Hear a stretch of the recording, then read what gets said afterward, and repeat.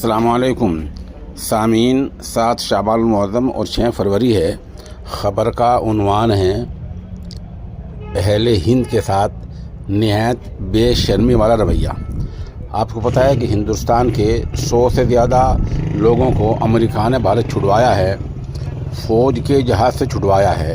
یہاں تک تو بات صحیح تھی، لیکن اب یہ ویڈیوز جیسا آپ دیکھ رہے ہیں تصویر میں، یہ عام ہو رہا ہے کہ ان کے پیروں میں بیڑی ڈالی گئی ہے، ان کے ہاتھ میں ہتھکڑی ڈالی گئی ہے۔